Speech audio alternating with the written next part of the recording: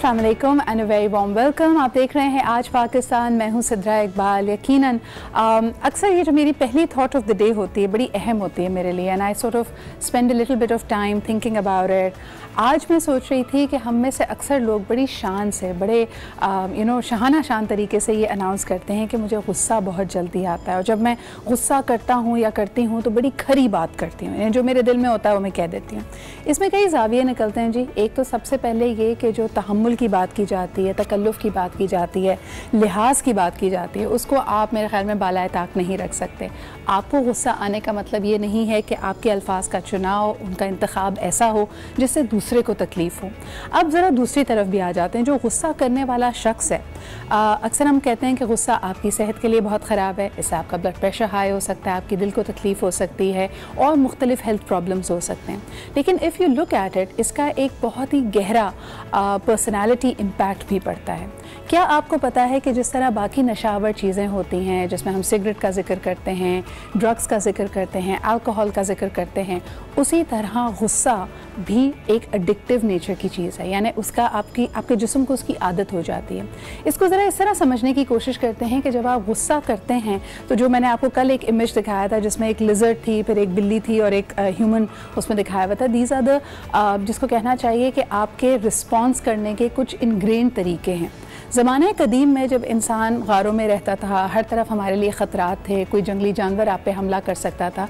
The basic human instinct was of survival, कि आप किस तरह अपनी ज़िंदगी को बचाएंगे और इन ऐसे सूरत हाल, ऐसे एलिमेंट्स जो आपके सर्वाइवल के अगेंस्ट हैं, उसमें सर्वाइवल ऑफ द फिटेस्ट की हम गेम खेलते थे। तो फाइट और फ्लाइट मोड बड़ा इंपॉर्टेंट होता है, यानी जब ख़तरा आपकी तरफ आता है या तो आप उस ख़तरे से लड़ेंगे या फिर आप वहाँ से जान बचाकर भागने की बात करेंगे। जब गुस्सा आता है तो आपकी बॉडी उस वक्त एक ख़तरा महसूस करती है और कभी कभार ये मास्क करती है अपने बाकी इमोशंस को भी। आप ये देखिए कि जिन लोगों को बहुत गुस्सा आता है उनके घर वाले शायद ये समझने की कोशिश करते हैं कि ये इनका अंदाज़ है, देखें जी ये इनका प्यार दिखाने का भी यही तरीका है, ये कंसर्न है। या फिर अगर आप मदर्स को देखें, जब मदर्स अपने बच्चों को डांटती हैं तो अक्सर कह रही होती है तुम्हारी भलाई के लिए तो कह रही हूँ, यहाँ से जाओगे तो गिर जाओगे, लेट आओगे, बुरी सोबत में पड़ जाओगे तो अपना ही नुकसान करोगे। तो गुस्सा अक्सर एक तरह से एक फ्रंट मैन होता है और इसके अंदर जो छुपे हुए मुख्तलिफ लेयर्स होती हैं उसमें दूसरे इमोशंस होते हैं। अगर आप किसी ज़िंदगी के ऐसे ट्रॉमा से, ऐसी तकलीफ़ से गुजरे हैं जहां आपको सेफ़ एंड सिक्योर एनवायरनमेंट नहीं दिया गया, जहां आप अपनी वल्नरेबिलिटी, अपने खौफ, अपने फियर्स, अपनी वीकनेसेस एक्सप्रेस कर पाते और दूसरे लोग आपको हेल्प करते हैं, आपके प्राइमरी केयर गिवर्स, आपके ख़ानदान वाले, आपके पेरेंट्स, आपके पार्टनर्स, तो आहिस्ता आहिस्ता आप उन तमाम इमोशंस को छुपाना शुरू कर देते हैं और उसके सामने एक लेबल लगा देते हैं, उसकी पैकेजिंग कर देते हैं गुस्से के साथ। क्योंकि गुस्सा वक्ती तौर पे आपको ये एहसास दिलाता है कि आप उस प्रॉब्लम को, जो कि शायद आपके कंट्रोल से बाहर है, जिसको आप इम्पैक्ट नहीं कर पा रहे, लेकिन एटलीस्ट अपने इमोशंस को, अपनी फीलिंग्स को आप वैलिडेट करते हैं बाय एक्सप्रेसिंग एंगर। इसको इस तरह भी देख लीजिए, मिसाल के तौर पर अगर घर में एक ऐसी सिचुएशन है कि एक शख्स काम नहीं करता और उसकी वजह से घर का माहौल बड़ा ख़राब है और बार बार दूसरे लोगों को होता है कि why is he not earning, partners के बारे में अक्सर ये हो जाता है, बीवियाँ अक्सर ये बात कर रही होती हैं कि मेरे शौहर का ये एटीट्यूड है। तो अब ऐसी सिचुएशन में उनके पास कंट्रोल कोई नहीं है, वो ये चीज़ इम्पैक्ट नहीं कर सकती हैं, उस शख्स को उठा के बाहर नहीं भेज सकती हैं, उसको ये नहीं कह सकती ये काम करना तुम्हारे लिए ज़रूरी है। लेकिन वो अपने साथ होने वाली ज़्यादती, यानी जो वो फील कर रही हैं, जो उनको गुस्सा है, जो उनकी उदासी है, उसके लिए वो ज़रा चीख चिल्ला कर लेती हैं। सो ऑलवेज़ रिमेंबर कि गुस्सा करना एक चॉइस है। जब आप ये चॉइस मेक करते हैं, आपकी बॉडी वक्ती तौर पे आपको एक रिवॉर्ड दे रही होती है, आपका एक एड्रेनलिन रश होता है, आप अपने आप को बड़ा प्रोडक्टिव और एक तरह से इंपॉर्टेंट फील कर रहे होते हैं कि एटलीस्ट मैं कुछ ना भी कर पाया तो मैंने इस पर गुस्सा किया। और अगर आप इसको इस स्केल पे देखें कि हमारे पर्सनल प्रॉब्लम्स को छोड़ के हमारे जो कौमी मसाइल हैं उस पर भी हम यही करते हैं। यानी अगर आपसे ये बात पे आप इम्पैक्ट नहीं कर सकते कि सियासतदान क्या कर रहे हैं, मुल्क की इकॉनमी किस तरफ जा रही है, थोड़ी देर के लिए आप उस पर गुस्सा करके उसके बारे में एक स्टेटस अपडेट करके अपने आप को बड़ा प्रोडक्टिव फील करते हैं, जिसको हम कहते हैं ना आजकल सोशल मीडिया एक्टिविज्म, कि जी एक स्टेटस डाला और समझा कि अपना काम हो गया। So please become more Cognizant. आज ये बात करने का मकसद ये है कि अपने रवैये, अपनी पर्सनालिटी को जानने की कोशिश कीजिए। हम में से हर शख्स को अपने सोलमेट की, एक ऐसे दोस्त की, एक ऐसे एनवायरनमेंट की तलाश होती है जहाँ लोग हमें समझते हैं। सवाल ये है कि आप अपने आप को कितना समझते हैं। प्रोग्राम को जी आगे बढ़ाते हैं। सबसे बड़ी खबर कल की जो रही है कि पाकिस्तान ने ये तहैया किया है कि it will go to the international court of justice about the issue of Kashmir as well, which is a very big जिस तरह हम देखते हैं कि प्रेसिडेंट ट्रंप अब इस पे बात करना शुरू हुए हैं, इंटरनेशनल कम्युनिटी इस पे सेंसिटाइज हो गई है, यूएन में अपने सफारती ताल्लुकात को और अपने सफारती पल्स को यूज़ करने के साथ साथ अब क्योंकि ये लीगल मामला है, ये रेजोल्यूशंस का मामला है जिसके ऊपर बाकायदा अक़वाम मुत्तहिदा ने रेजोल्यूशंस पास की भी हैं, उनके सिक्योरिटी काउंसिल का एक स्टांस है, तो ये बहुत अहम है और मेरे ख्याल में the timing is just right कि पाकिस्तान ने कहा है कि हम इंटरनेशनल कोर्ट ऑफ जस्टिस में भी जाएंगे। I think this is a subject, this is an issue very close to the heart of Pakistanis. और अगर इंटरनेशनल आप कॉग्निजेंस भी देखें इसके ऊपर, जो जर्नलिस्ट हैं वो ये कह रहे हैं कि जी हमें शायद इतना अंदाज़ा नहीं है, जो ग्राउंड रियलिटी है, चाहे वो कश्मीर के लोग उसका फैसला करें, इंडिया करे, पाकिस्तान करें, we can not have an opinion about it. ये कई बड़े मायनाज जर्नलिस्ट ने कहा है, लेकिन जो बात सही है वो वहाँ पे ह्यूमन राइट्स वायलेशन है कि जिस तरह उनको एक कैद खाने जैसी सिचुएशन में रखा जा रहा है, वे they have no link to the outside world, उसके ऊपर पूरी दुनिया इस वक्त सरापा एहतजाज है। इट इज़ अगेंस्ट जस्टिस, ये इंसाफ की बात नहीं है। Therefore Pakistan has every right and every reason to go to the international court of justice. इस पर हम मज़ीद भी बात करेंगे, लेकिन आज प्रोग्राम में है बहुत कुछ। आज बात करेंगे टॉप्स पे, स्टोरीज़ पे। इसके अलावा जी जिस तरह हम अपने दिलों को कहते हैं कि इस मैल से साफ़ कीजिए, गुस्सा ना कीजिए, दूसरी तरफ हमारे इर्द गिर्द का इन्वायरमेंट भी हमें साफ रखना बहुत ज़रूरी है। लेट्स क्लीन कराची की मुहिम में कहाँ कहाँ हर्डल्स आते हैं, कहाँ कहाँ प्रॉब्लम्स हैं, रोड ब्लॉक्स हैं, इस पर हम बात करेंगे आज के प्रोग्राम में। बतौर पाकिस्तानी, बतौर कराचीइट्स आप भी इसमें हिस्सा डालिए, हमें कॉल कीजिए, हमें बताइए कि आप किन प्रॉब्लम से गुजर रहे हैं and what side of the debate are you on. क्या आपको लगता है कि वाकई प्रैक्टिकल प्रॉब्लम्स हैं लेकिन पॉलिटिकल विल मौजूद है और प्रैक्टिकल मसाइल की वजह से ये कराची का मसला हल नहीं हो पा रहा, यहाँ पे सफाई का निज़ाम बेहतर नहीं हो पा रहा, या आपको लगता है कि पॉलिटिकल विन जो सूबाई हुकूमत की है वही गायब है? इस पर हम बहस करेंगे, बात करेंगे, डिस्कशन करेंगे एक छोटे से ब्रेक के बाद।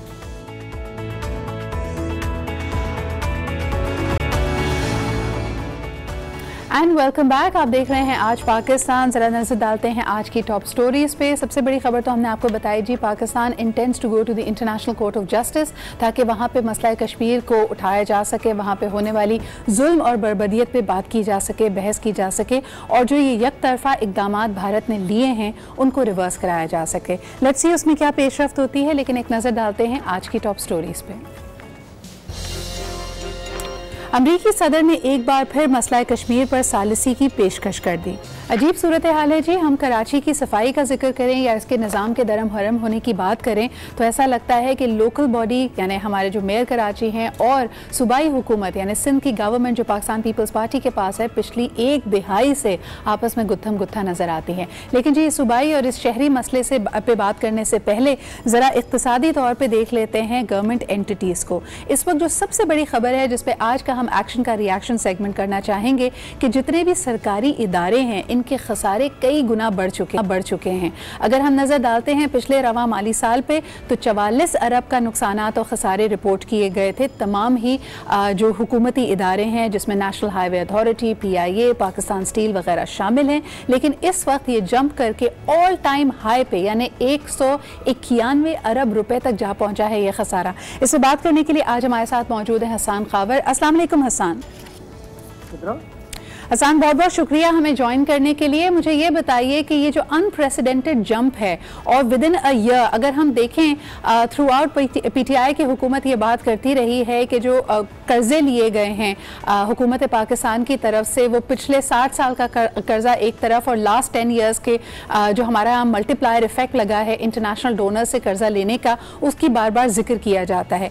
इस फिगर के बारे में आप क्या कहेंगे कि पिछले वाली सालों में हम देखते हैं कि इतने ज़्यादा खसारे रिपोर्ट नहीं किए जा रहे थे, क्या ऑपोजिशन की ये बात मान ली जाए कि हुकूमत वक्त के लिए बहुत मुश्किल हो रहा है इन इदारों को चलाना और उनको प्रॉफिटेबल बनाना? फिक्रा, मेरा ख्याल में ये जिस खबर का आप रेफर कर रहे हैं ये बेसिकली मिनिस्ट्री ऑफ फाइनेंस की एक रिपोर्ट आई है जी, जो कि वो हर कुछ सालों के बाद देते हैं, कोशिश करते हैं कि हर साल दें जी, और वो पाकिस्तान स्टेट ओन्ड एंटरप्राइज का खसारा रिपोर्ट पहले भी करते रहे हैं। सही। ये जो फिगर्स मेरा ख्याल है कोट कर रहे हैं ये अभी भी कुछ 2 साल पहले की फिगर्स हैं, क्योंकि इनको काफी टाइम लगता है ये फिगर्स रिपोर्ट कंसोलिडेट होने में।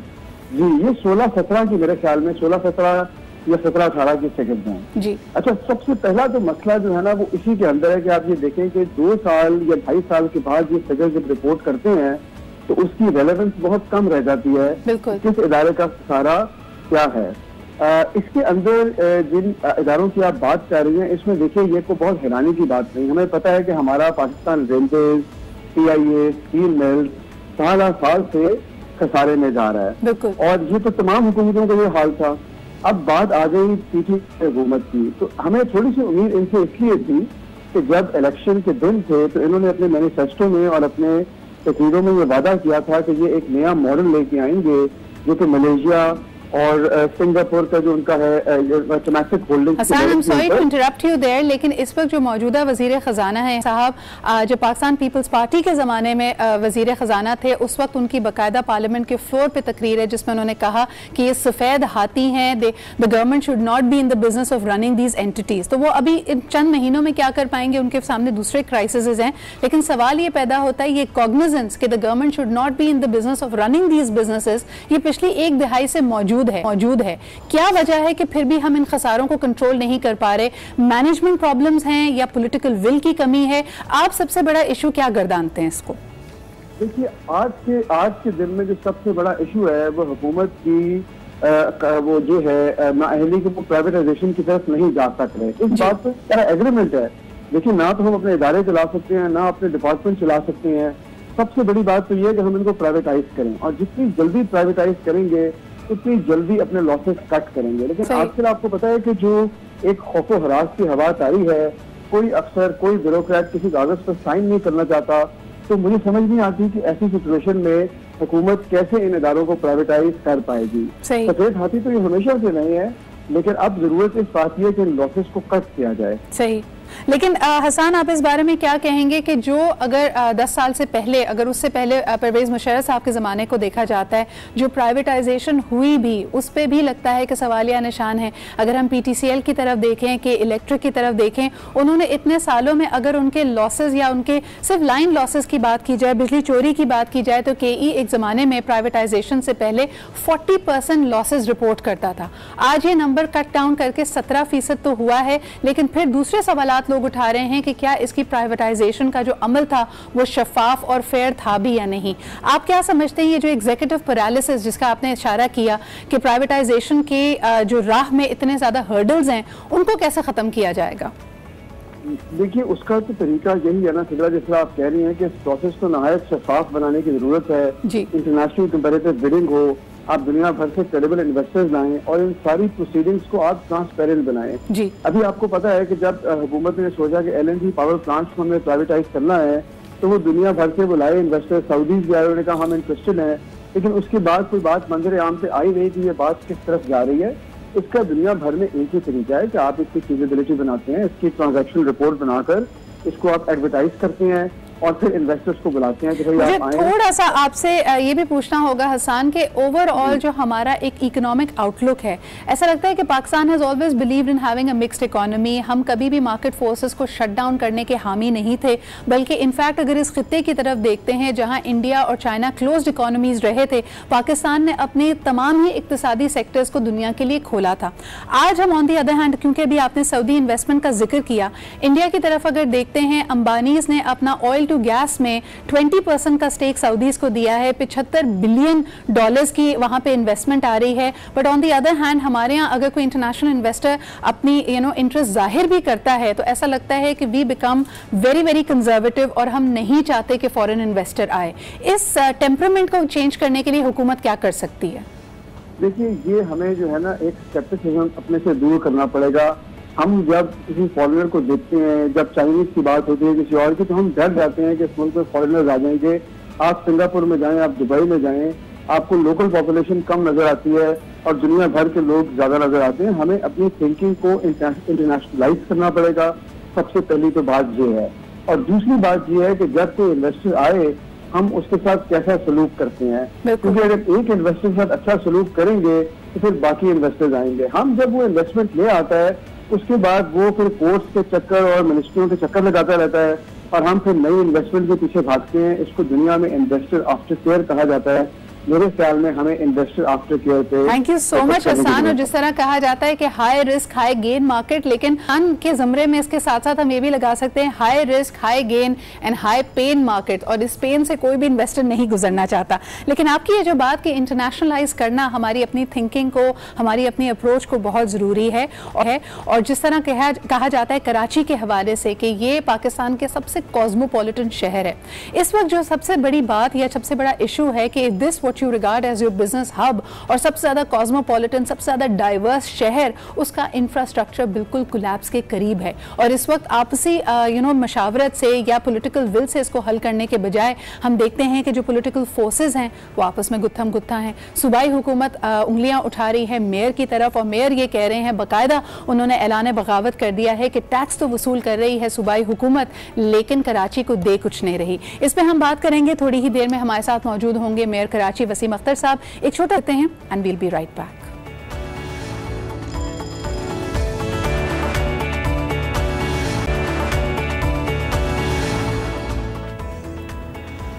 And welcome back. आप देख रहे हैं आज पाकिस्तान। ब्रेक पे जाने से पहले हम बात कर रहे थे कराची के इंतज़ामी उमूर के हवाले से। अब मसला इसमें इंतज़ामात का है या ये एक पावर स्ट्रगल है? इसमें क्या वाकई हम ये बात कर रहे हैं कि जो थ्रू आउट कहा जाता था कि इख्तियारात नीचे तक ट्रांसफ़र नहीं किए जा रहे, लोकल बॉडीज़ उतनी एम्पावर्ड नहीं है जितनी की सूबाई हुकूमत है, या मामला कुछ और है? हमारे साथ इस वक्त मौजूद हैं सईद गनी साहब, पाकिस्तान पीपल्स पार्टी के रिप्रेजेंट कर रहे हैं, ऑफकोर्स सीनियर रहनुमा। अस्सलाम वालेकुम सईद गनी साहब। बहुत बहुत शुक्रिया हमारे साथ मौजूद होने का। हाल ही में हम देखते हैं कि बड़ी खबर यही है कि मेयर कराची वसीम अख्तर साहब ने ये कहा है कि बाकायदा कराची वाले एक बगावत का ऐलान कर दें, सिंध हुकूमत को टैक्सेस ना दें, बिकॉज ये टैक्सेस इस शहर कराची में, शहर कायद में इन्वेस्ट नहीं हो रहे। Your reaction to that sir? इंतहाई गैर जिम्मेदाराना और नामुनासिब स्टेटमेंट था जी। ठीक है, उनको हक है जो मर्जी वो कहें, लेकिन जाहिर है कि किसी जिम्मेदार होते पर जब आप होते हैं तो आपको कोई भी बात आइन और कानून के दायरे में रहकर करनी चाहिए। मैं समझता हूँ कि ये खुली बगावत के जुमरे में आता है, जो इमरान खान साहब ने भी किया था, ये शायद उसको फॉलो कर रहे हैं जी। लेकिन आप मुझे सईद साहब, ये डेडलॉक कहाँ पे आ रहा है? यानी मीडिया पे आगे इस तरह के बयान देने के बजाय कोई डेडलॉक नहीं है, सिर्फ ये पॉलिटिकल पॉइंट स्कोरिंग और एजेंडा है इनका और पीटीआई का कि सिंध हुकूमत को ये परेशान करें, तंग करें और डिस्टर्ब करने की कोशिश करें, उस पर चल रहे हैं। मैं 2-3 चीजें आपको बताता हूँ, उसके बाद आप खुद ही फैसला कर लें जी। इन्होंने कल बहरिया टाउन का शुक्रिया अदा किया कि जी उन्होंने जो है वो कचरा उठाया सेंट्रल से। अब मैं आपको ये बताऊं कि डिस्ट्रिक्ट सेंट्रल से बहरिया टाउन ने 27 डंपर जो है वो कल उठाए थे। सही। और सॉलिड वेस्ट मैनेजमेंट बोर्ड ने, जो अभी तक डिस्ट्रिक्ट सेंटर में काम नहीं कर रहा, उसने 183 डंपर वहां से उठाए। अगर बहरिया टाउन का शुक्रिया अदा किया, साथ साथ अगर सॉलिड वेस्ट मैनेजमेंट बोर्ड का भी शुक्रिया कर देते तो शायद कुछ थोड़ा सा इंसाफ हो जाता, लेकिन नहीं। इन्होंने 12 अरब रुपए जो हुकूमत कराची पे खर्च कर रही है, वफाकी हुकूमत, ये तो कहा है कि उनको आप बिल्कुल टैक्सेस दे दें। 125 अरब रुपए जो सूबाई हुकूमत कराची शहर पे खर्च करने जा रही है, उसके लिए उन्होंने कहा कि इनको आप टैक्सेस मत दीजिए। तो ये कहीं से भी मैं समझता हूँ कि इंसाफ की बात नहीं है। कराची के शहरियों का बुनियादी मसला तो पानी का है ना जी, हर तरफ पानी की किल्लत है। K4 के मंसूबे में 50% शेयरिंग जो है फेडरल गवर्नमेंट ने कर दी है, जिन्होंने इनकार कर दिया वो नहीं कर रहे हैं। मेयर साहब ने, एमक्यू ने कभी किसी एक मौके पर खड़े होकर फेडरल गवर्नमेंट से मुतालबा किया है कि जी K4 के पैसे आप रिलीज करें। S3 में एक बहुत बड़ा मंसूबा है जिसके जरिए जो सीवेज का पानी उनको ट्रीट होकर समंदर में जाना है, उस पर जो 50% शेयरिंग थी फेडरल गवर्नमेंट की, वो नहीं दे रहे हैं। क्या एक मरतबा मेयर साहब ने खड़े होकर कहा है कि फेडरल गवर्नमेंट को जो है वो कराची के शहरियों के मसले को हल करने के लिए? सईद साहब, तो ये बात तो मेरे ख्याल में मेरे व्यूअर्स भी और हम सब बड़े वाज़े तौर पे समझ सकते हैं कि एक तरह से ब्लॉक्स बने हुए हैं, और आप जैसे कह रहे हैं कि शायद the local body, the MQM, वो इत्तेहादी जमात भी है मौजूदा हुकूमत की, तो शायद उनके साथ साइड कर रही है। सवाल मेरा आपसे ये है कि आपने बड़ी तफसील में हमें बताया वसाइल के हवाले से कि जो सिंध हुकूमत चाहती है कराची पे और अर्बन सिंध पे खर्च करने के हवाले से, लेकिन ये भी बताइए कि फिर ये मामला क्या इख्तियारात का है? एक तरफ अगर मुर्तज़ा वहाब साहब ये डिक्लेयर करते हैं कि सबसे ज़्यादा नाअहल कहना चाहिए कि मेयर कराची वसीम अख्तर साहब रहे हैं, वसीम अख्तर साहब इसको कंटेस्ट करते हैं बाय सेइंग कि जी मेरे पास इख्तियारात ही नहीं है, तो मैं किस तरह चीज़ों को आगे बढ़ाऊं। उस पर आप क्या कहेंगे? मैं सिर्फ एक चीज़ आपको ऐड कर दूं जी, कि जो मैंने K4 का बताया ना, K4 के साथ साथ आपके कराची के लिए जो इजाफी पानी चाहिए वो 1200 क्यूसेक चाहिए जी, जिसकी अप्रूवल जो है वो सैंक्शन जो है वो फेडरल गवर्नमेंट करती है। हम नवाज शरीफ साहब के दौर से इस बात को परसू कर रहे हैं, पीछे भाग रहे हैं, उन्होंने नहीं किया। इमरान खान साहब वज़ीर आज़म बने, उनसे किया, उन्होंने नहीं किया। क्या कभी एक मतलब भी जाके मुतालबा किया है कि 1200 क्यूसेक पानी जो चाहिए कराची के लिए, उसके वक्त क्यों नहीं दे रहे? कभी उन्होंने नहीं किया। अब जो इख्तियारात की बात कर रही है, देखिए 2001 का मैं आपको याद कराऊं कि जब मुशर्रफ ने लोकल गवर्नमेंट का कानून बनाया था तो एमक्यूएम ने उसका बाइकआउट किया, ये कहकर कि ये कानून अच्छा नहीं है। अच्छा, उसके बाद इन्होंने 2005 में इंतखाबात में हिस्सा ले लिया, उनकी समझ में आ गया कि शायद ठीक है। 2013 का जो कानून बना था उसमें एमक्यूएम ने हिस्सा लिया और उसके बाद से लेके अब तक कानून में कोई तरमीम नहीं हुई है। सही मतलब ये है कि जब मेयर साहब इलेक्शन लड़ रहे थे, जब एमक्यूएम पार्टिसिपेट कर रही थी, उनको पता था कि ये कानून है, ये हमारे इख्तियारात है, उसके दायरे में रहकर हमने काम करना है। उसके बाद से ये प्रेस कॉन्फ्रेंस में शोर मचाते हैं, ये जाके मीडिया पे शोर मचाते हैं, ये हर जगह जाके मुतालबे करते हैं मेरे पास। लेकिन सईद साहब, उनका भी तो एक कंसिस्टेंट डिमांड रही है ना कि मजीद इख्तियारात होने चाहिए उनके पास। जरा मेरी एक सुन लेना जी। इख्तियारात अगर वो मुझसे मांगेंगे मैं नहीं दे सकता हूँ, चीफ मिनिस्टर से मांगेंगे वो उनको नहीं दे सकते हैं, नासिर शाह से मांगेंगे वो उनको नहीं दे सकते हैं।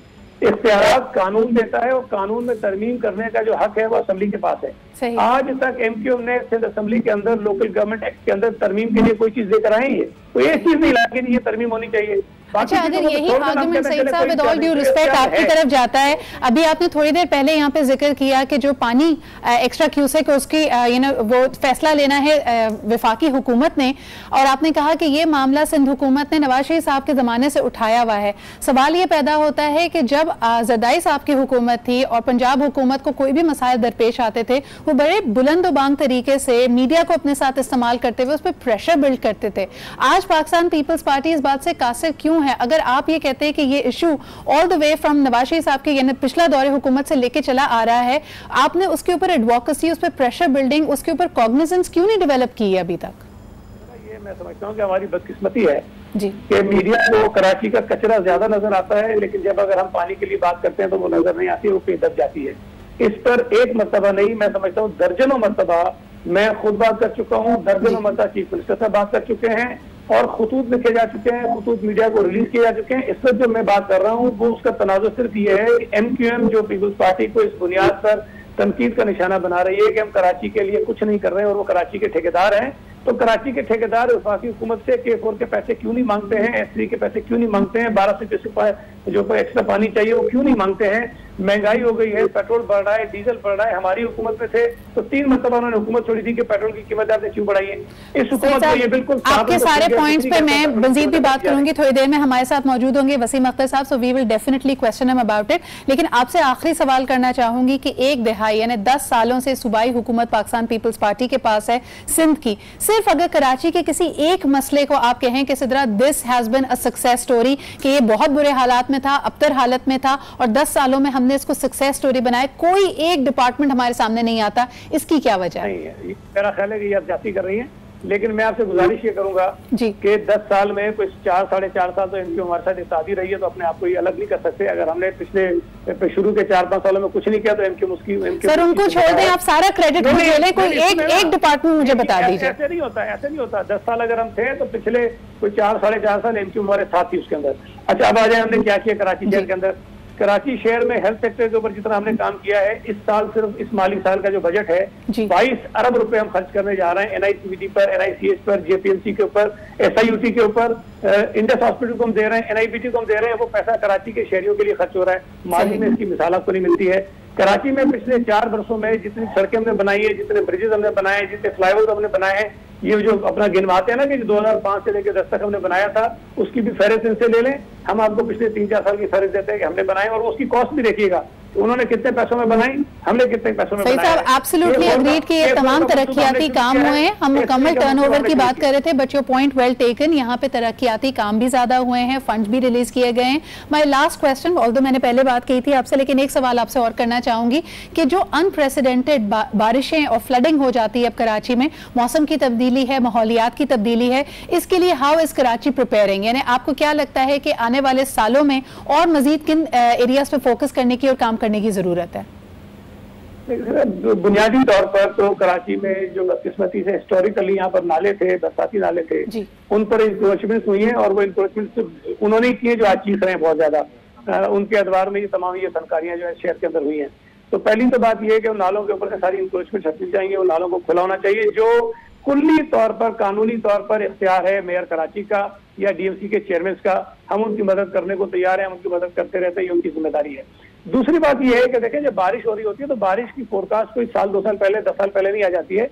तो मैक्सिमम 6 दिन, 8 दिन, 10 दिन पहले आपको पता चलता है कि कितनी बारिश हो सकती है, और आप कैलकुलेट नहीं कर सकते हैं कि जी हम 200 मिलीमीटर की तैयारी करें तो क्या पता जी अगले साल 400 मिलीमीटर हो जाए, 500 मिलीमीटर हो जाए। बदीन में 2-3 साल पहले, 4 साल पहले 1000 मिलीमीटर बारिश हुई थी। आप क्या तैयारी कर सकते हैं 1000 मिलीमीटर बारिश की? आप नहीं कर सकते हैं। तो हमने करना ही होता है कि जो रूटीन की चीजें होती हैं, नालों की सफाई होनी चाहिए, इंक्रोचमेंट को हम खत्म करें। उसके साथ साथ थोड़ा सा लोगों को रियलिस्टिक होना चाहिए कि अगर 200 मिलीमीटर बारिश होगी तो सड़कों पर पानी खड़ा होगा। कारकर्दगी जांचने का पैमाना ये नहीं है कि बारिश हो रही है और पानी क्यों खड़ा है। कारकर्दगी उससे जांची जाती है कि बारिश बंद हो गई, सड़कों से पानी हटा के नहीं हटा, इलाकों से पानी हमने कितनी देर में निकाला, तो फिर उसके बाद आप कह सकते हैं कि जी तैयारी ठीक है नहीं थी। दूसरी बदकिस्मती ये है कि आज भी मैं आपको कई वीडियोस भेज सकता हूँ कि कराची की सीवरेज की लाइनें बंद हैं, बहुत इलाकों में मसला है। कहीं से बोरियां निकल रही हैं, कहीं से पत्थर निकल रहे हैं, कहीं से भैंस की जो सर होते हैं वो निकल रहे हैं, कहीं से तकिए निकलते हैं, कहीं से फुटबॉल निकलते हैं। ये खुद से तो नहीं जाते हैं ना। यहाँ ये नामालूम अफराद जो शहर के अंदर फैले हुए हर जगह, उनको इतना एहसास नहीं है कि वो कराची के लोगों को तंग करके, अजियत में डाल के सिंध हुकूमत को सिर्फ बदनाम करने के लिए हरकतें करते हैं। बहुत बहुत शुक्रिया सईद गनी साहब हमारे साथ मौजूद होने का और इन इश्यूज़ को हाईलाइट करने के लिए। एक छोटे से ब्रेक की तरफ बढ़ेंगे। मामलात ऐसे हैं जो बिल से भी लिंक्ड हैं, इंतजामी उमूर से भी लिंक्ड हैं, लेकिन इनका मसला यानी इनका हल मेज़ पे बैठ के ही निकाला जा सकता है। एक छोटा सा ब्रेक लेते हैं, will be right back.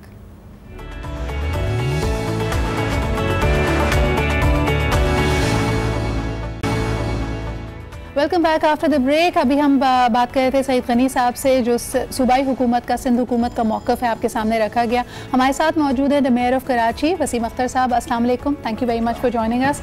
Sir, ये जो इस वक्त टिफ ऑफ की सूरत हाल है उस पर थोड़ी सी बात करेंगे। और सईद गनी साहब ने बाकायदा ये कहा है कि अगर आपका इख्तियारात का मामला, जिस पर अक्सर चर्चा की जाती है, मीडिया पर भी उसको उठाया जाता है, उसे कहा कि जी लोकल बॉडी ऑर्डिनेंस के हवाले से MQM ने, आप लोगों ने कोई भी चीज़ कभी सिंध असम्बली में मूव नहीं की, तो कानून साजी के ज़रिए ही इख्तियारात ट्रांसफ़र किए जा सकते हैं। आपका इस पे मौक़िफ़?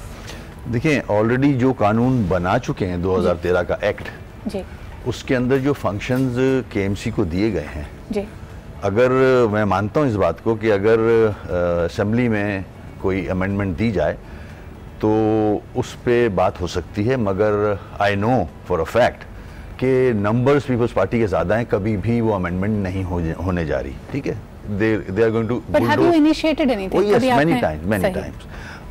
उसके बाद, उसके अलावा जो फंक्शंस हैं ऑलरेडी KMC के पास, वो बाय नोटिफिकेशंस एक्ट बनने के बाद सिंध गवर्नमेंट ने वापस ले लिए हैं। सही, बहुत सारे हैं। आई कैन मैं नंबर्स दे सकता हूं। अगर कुछ सीधा नकात हमारे व्यूअर्स के लिए, BTS है, BTS टावर्स जितने कराची में लगे हुए हैं। सही, प्रॉपर्टी टैक्स है, बेटरमेंट टैक्स है, लोकल इसका बिल्डिंग कंट्रोल अथॉरिटी का, कमर्शलाइजेशन है, ये सारे KMC से पर्टेन करते हैं, KMC को मिलने चाहिए।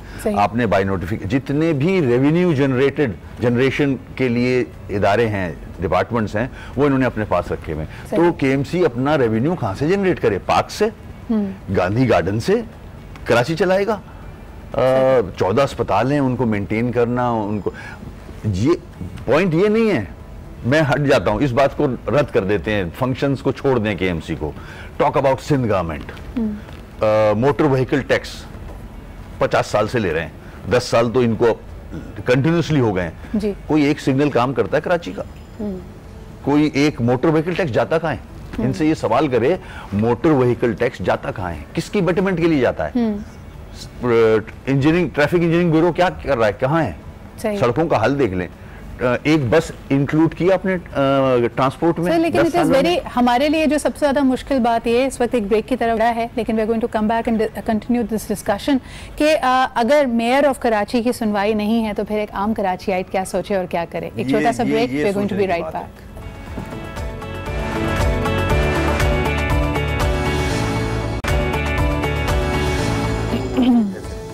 Welcome back. आप देख रहे हैं आज पाकिस्तान। हमारे साथ मौजूद हैं the mayor of Karachi Wasim Akhtar साहब, और अब हमें ज्वाइन कर रहे हैं a very well known actor and somebody who is very compassionate about Karachi and Pakistan too, Adnan Siddiqui. अस्सलाम वालेकुम, क्या हाल चाल है आपके? मैंने सुबह चाय नहीं पी तो मेरी जुबान थोड़ी सी लुढ़क रही है, प्लस हम थोड़े से ज़्यादा गर्म जोशी के साथ बात कर रहे हैं कराची के हवाले से। It is definitely a city I have grown up इन, और ये बिल्कुल सही है इसको कहना कि पाकिस्तान का दिल है, लेकिन इस वक्त इस दिल को मेरे ख्याल में फौरी तौर पे ओपन हार्ट सर्जरी की जरूरत है। ये कहना गलत नहीं होगा वसीम साहब? बिल्कुल सही। मुझे बताएं कहाँ से शुरुआत की जाए? पहले इसका कोलेस्ट्रॉल कम करें, इसको ट्रेडमिल पे खड़ा करें, क्या करें? देखिए ऐसे नहीं है, पहले तो आप हम सबको सियासत से बाहर आना होगा, बिल्कुल कराची के इश्यूज को देखना होगा, कौन क्रेडिट लेगा ये इससे हटना होगा, ठीक है? कराची के इश्यूज, कराची के अवाम के को रिलीफ देने के लिए बैठना होगा। टैक्स कराची से कलेक्ट होता है, एक टैक्स आता है इस्लामाबाद से एनएफसी का सिंध गवर्नमेंट को, जो कि 800 अरब से ज्यादा है, ठीक है, सालाना। कराची भी टैक्स देता है 300 अरब से ज्यादा का। कराची सिर्फ motor vehicle tax, property tax, hotel and restaurants tax, बहुत सारे और छोटे छोटे टैक्स देता है। वो टैक्स पहले तो ये देखें जाते कहाँ, कहाँ खर्च हो रहे हैं, क्या बेटरमेंट टैक्स जो है वो उन इलाकों में खर्च हो रहा है जहां बिल्डिंगें बनी हुई हैं। वसीम साहब थोड़ा सा कतई कलामी की माफ़ी चाहूँगी। देखें, आपने कहा कि पॉलिटिक्स से बालातर हो, in principle we agree with that, but सवाल ये पैदा होता है कि इसका हल जो है वो तो मशावरत से, डायलॉग से ही निकलेगा। इस वक्त जो सिचुएशन डेवलप हुई है, जो हमने अपनी न्यूज़ में भी चलाई, ऐसा लगता है कि you are confronting the Sindh government and they are not very happy about that. हालांकि आपने इसकी वजाहत की, आपने कहा कि अगर if you perform better it's a feather in their cap. How do we break this deadlock? देखिए, मैं 3 साल से मेयर हूँ। 3 साल से जब मैंने पोस्ट संभाली, मैं सीधा सीएम हाउस गया, उनसे कहा कि I want to work with you because you are my boss, he is the chief executive of the province. मैंने उनके नीचे रह के काम करना है, SLGO उनके नीचे आता है। अगर मैं परफॉर्म करूंगा तो उनको क्रेडिट मिलेगा कि सिंध का सबसे बड़ा शहर तरक्की कर रहा है, ऐसा ही है ना? बिल्कुल। अगर नहीं होगा परफॉर्मेंस सही तो उनके ऊपर उंगलियां उठा रहा है पूरा पाकिस्तान, पूरी दुनिया उठा रही है अब तो, कि कराची का क्या हल कर दिया आपने। लेकिन अभी बड़ा नाराज हुए सईद साहब, उन्होंने कहा कि अभी थोड़ी देर पहले जो वो गार्बेज कलेक्शन के लिए आपने शुक्रिया अदा किया बहरिया टाउन का, साथ ही खड़ी होकर सिंध हुकूमत ने आपके साथ काम किया, कई गुना ज्यादा कचरा उठाने में मदद की, आपने उनको नहीं कहा। यानी तो छोटी छोटी बातें जिसमें नाराज हो जाते हैं। देखिए, इससे निकलना होगा। अगर ये जो मैं मुझे भी 35 साल हो गए इस काम में, और 3 साल ये मेयर को हो गए, मैं जानता हूँ इन एंड आउट हर चीज का। पीपल्स पार्टी को भी जानता हूँ, अपने आप को भी जानता हूँ। हमने भी गलतियां की हैं, उनकी भी गलतियां हैं। इससे हटके हमें सिंध या कराची के लिए काम करना होगा। कराची आपको 95% रेवेन्यू देता है सिंध को, इसका ट्रीटमेंट अलग होना चाहिए। अदान, क्या कहेंगे? We have grown up in this city, और कराची से ही नाम भी कमाया, और जो हालात अब हम देखते हैं ना, आप कराची के पोश तरीन इलाके में भी चले जाएं तो हमें लगता है कि प्रॉब्लम्स हुई हैं, सड़कें टूटी हुई हैं, पानी नहीं आ रहा, बिजली नहीं आ रही, खंभों से तार लटक रहे हैं, लोगों को बिजली का करंट लग रहा है, वो मर रहे हैं। What is happening in the city? It's an SOS situation for Karachi at the moment. And I feel, देखिए, ये ब्लेम गेम नहीं हो सकता है, ये एक कलेक्टिवली कराचीइट्स की जिम्मेदारी है कि यार हम सब मिलकर काम करें कराची के लिए। अगर इनकी एक शिकायत है कि यार मुझे पावर्स नहीं दिए जा रहे, तो वो पावर्स कौन देगा?